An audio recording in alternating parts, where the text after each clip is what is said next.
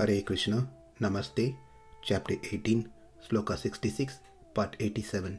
Sarva-dharmān parityajya, mām ekaṁ śaraṇaṁ vraja, ahaṁ sarva-pāpebhyo, mokṣayiṣyāmi śucaḥ. Abandon all varieties of religion and just surrender unto me. I shall deliver you from all sinful reactions. Do not fear. A question raised whether puruṣakāram works even in vislesham, when the divine couple are in separation. Whether it is samslesha or vishlesha, puruṣakāram is effective. In the previous session, we learned how it worked in samslesha, when both Lord and Goddess of Fortune together. We saw a couple of events that took place in the case of Lakshmana, and then another event that took place in Chitrakoot, where a crow demon surrendered to the Lord. In all these three situations, it was because of puruṣakāram that they were accepted by the Lord.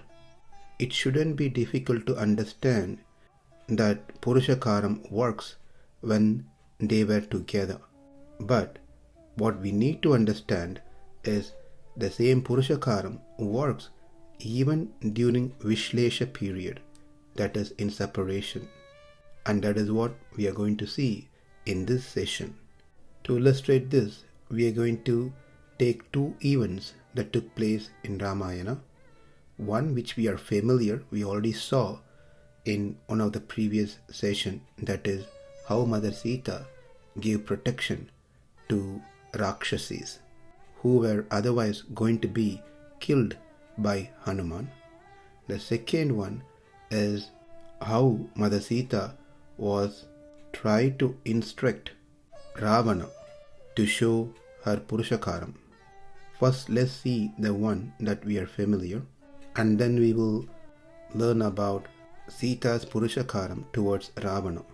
Hanuman wanted to kill all those 700 Rakshasis who were torturing Mother Sita with heavy words and threatening her with all different actions.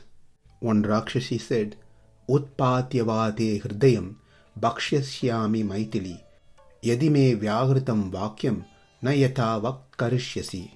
O Maitili, if you do not do according to what I said, I will eat your heart by plucking it out. Another Rakshasi said, I love eating liver, the spleen, flesh above heart and heart together with muscle and the head. And another Rakshasi said, why are we waiting and talking to her? Let's squeeze the neck of this cruel woman. Tatastu prahasanama Rakshasi vakyam abravit kantamasya nrishamsayaha pidayama kimasyate. Another Rakshasi said, let's go ahead and kill this woman. Thereafter, let's equally divide the pieces. Let's be fair and let's not quarrel among ourselves. It will be nice to have liquor when we enjoy eating our meat. Another Rakshasi by name Surpanaka spoke. This may be a sloka that can be quoted for those who are drinking alcohol to justify their action. Suracha anyatam kshipram sarvashoka vinasini. The alcohol, the liquor, which is the destroyer of all sorrow, let it be brought quickly. We study nama sankirtanam yasya sarva-pāpa pranāṣanam and nashta prayeshu abhadreshu nityam bhagavata sevaya. It is through chanting the holy name of the Lord, it is through hearing his pastimes in Srimad Bhagavatam that one's sorrow, one's sins get destroyed. Whereas this Rakshasi is telling, by drinking, all sorrows will be brought to end quickly. What it does is put you into sleep, into illusion, into ignorance. The problems are not solved. But this is how those who drink, those who get into intoxication, think by doing so They are free of problem. They are in bliss. All this conversation was heard by Hanuman, who was right there, hiding in a tree branches. And Mother Sita said in many words that she would not agree to the proposal. Kāmam kādatamam sarva na karishyāmi vo vachaha. All of you can eat however you like to, but I will not do what you said. So Hanuman witnessed what all Mother Sita had to go through in Lanka. Therefore, after Rama killed Ravana and made Vibhishana as the king of Lanka, Hanuman was sent as a messenger again to Mother Sita to convey the victory. That time Mother Sita, who was overjoyed by happiness, wanted to give something to Hanuman. Hanuman in return said, "Give me permission so I can kill these Rakshasis who tortured you." In response, Mother Sita said, "Papanam va shubhanam va vadarhanam plavangama karyam karunya mariyena na kaschinna aparadhyate." Hanuman, according to you, they are bad. According to me, they are good. They just did the job what has been told to them by their employer. They should not be blamed for their action. And moreover, showing kindness even to those people who torture us, considered to be greater.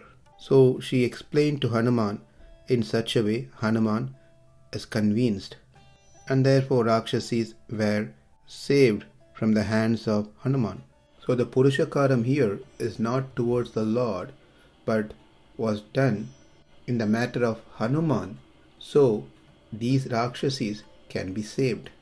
Now let's see another event where Ravana comes to Ashokavana and starts speaking to Mother Sita. Kāmaye tvāṁ vishalakshi bahumanyase mam priye sarvanga guna sampanne sarvaloka manohare. In many ways, by describing her beauty, by admiring her, by offering her many promises in the form of wealth and other facilities, and also by comparing him with Rama to tell her that he is greater than Rama and Rama is useless, he was trying to convince her. Tasya tad vachanam shrutva Sita raudrasya rakshasah arta dhinasvara dhinam pratyuvacha tatashanehi. Sita, who was listening to these horrible words, being tormented, started replying in a pitiable voice, Nivartaya mano mataha swajane kriyatam manaha. O Ravana, turn your mind back from me. Let your mind be made on your own wives. I am wife of another and devoted to my husband. I am not suitable for you. You must observe righteousness. Follow what is good course of conduct. Yata tava tata anyasham tara rakshya vichasara atmanupamam kritvaseshu dhareshu ramyatam. O Rakshasa, how your wives are to be protected, in the same way others' wives are to be protected. Make yourself as an example. Go back to your wife and be happy. Atastam seveshu dhareshu chapalam chalendriyam nayanti nikriti prajñam paradharaha parabhavam. One who is not satisfied with one's own wives, it is said wives those days, it is wife if we consider and apply now. A fickle-minded one with disturbed senses and mind, others' wives will lead to humiliation. Now a doubt arose in Sita's mind and she asked the question to Ravana. Iha santo nava santi sato va nanu vartase tatahi viparita buddhirachara varjita. She asked Ravana, Ravana, here in your place, are there not good people at all? The reason she asked is, if there are good people, they would have advised Ravana what is right and what is bad. After saying this one, then she paused and thought, there is one great person, Vibhishana. Therefore, it is not Lanka did not have good person, there was one great soul. But what is the use of having that great soul when one is not ready to hear to such great souls? Therefore she said, I am sure you are not listening to those great advices given by the great souls. That is why you have lost your intelligence and going in wrong direction. And then Sita continued, Sakhya labhayitum naham aishvarena dhanena va ananya raghavena aham bhaskarena prabhayata. I am not interested or captivated by any of your thing, your wealth, yourself, your people, this place, your power, nothing. I am not separated from Raghava, my husband, like the sunshine will never be separated from the sun. I think we are seeing this for the third time in this series, and it is good so, because it reminds us that the Lord and the concert of the Lord are never separated. Then she gave some solution to Ravana to resolve this problem that he created. Mitramopayekam kartum Ramaha sthanam paripsata vadam cha nichata goram tvayaso purusharajavaha. Go immediately and make friendship with Lord Rama. Viditaha sahi dharmagnaha śaraṇāgata vatsalaha tena maitri bhavatu te yadi jivitum ichchasi. Ravana, don't be afraid that Rama will not accept you. Anyone who comes falls at his feet, saying, I am yours, I surrender unto you, he will give shelter, he will protect that person, because he is śaraṇāgata vatsalaha. Do you have desire to live longer? Then first go and make friendship between you and Rama. In fact, you don't even have to fall at his feet. You can simply go and shake hands. Still, Rama will accept you. If you return me back to Rama, you're fortunate one. If you don't, then you're unfortunate one. You'll be slayed. We can see in this way, Mother Sita as Purushakara was giving instructions to Ravana, because giving instruction is an essential factor as part of Purushakara. That is how the Lord Consort correct the living entities, bring them to their proper position. Well, one may ask a question. In the case of Rakshasis, are instructions given to Hanuman were accepted and it was successful. Whereas in Ravana's situation, she gave instructions to Ravana, but it doesn't seem to be successful. Does it mean the Purushakara failed? No, she did her part. But due to Ravana's overflowing sins, he was not able to accept those instructions. Therefore, it is not limitation in Sita's instruction. It is the limitation on Ravana's condition. We will discuss on this topic little more in detail in the future session. So what we learned in this session is Purushakaram works even during Vishlesham, as it works during Samslesham. During Samslesham, she corrects her Lord, who otherwise is ready to push the Chetanas, the living entities, into a punishable situation, condition. She makes him accept the Jivatma. Likewise, when she is away from the Lord, she corrects the Chetanas, living entities, instructing them to behave properly and take shelter at the lotus feet of the Lord. And we saw how she instructed Hanuman and how she instructed Ravana. She instructed Hanuman not by force, but going in his way and tried to convince him. And in Ravana's case, she was instructing him strongly. One doubt may arise.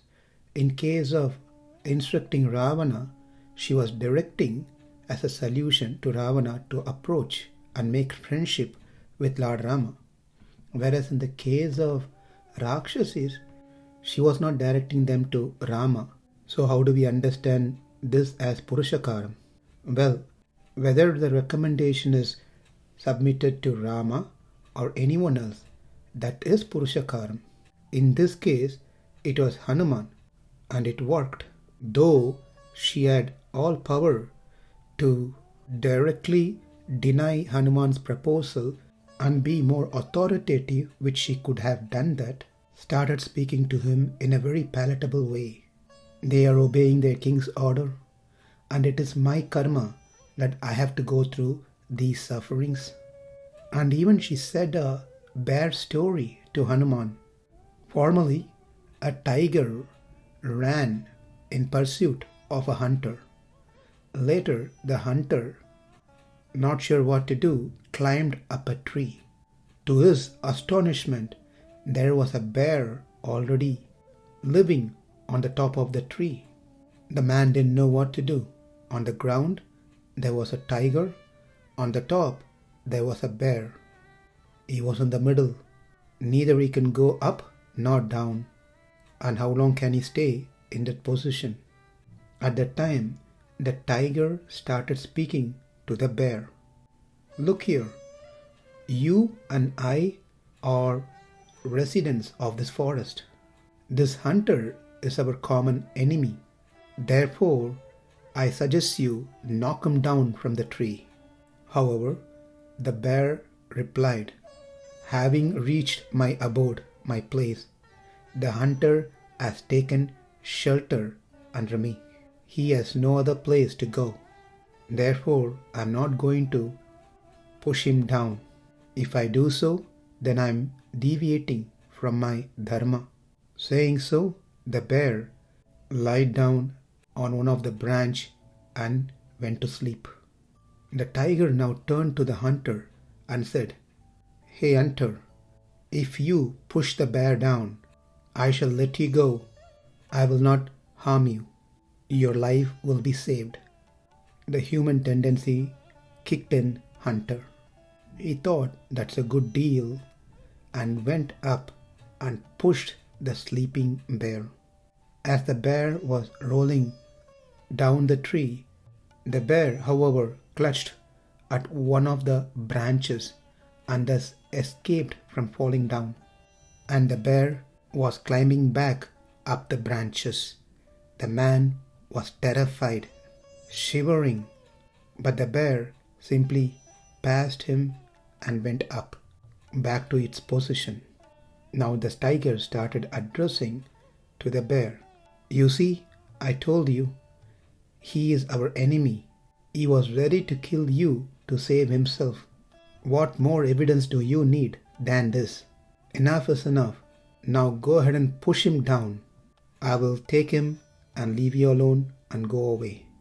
Though the tiger was trying to force the bear to push the man from the tree, the bear refused to do so and repeated again the same thing what it said before, and also said, a superior person does not take into account the sin of those who have committed an offense. Evil for evil is not the program that has been carried by such great persons.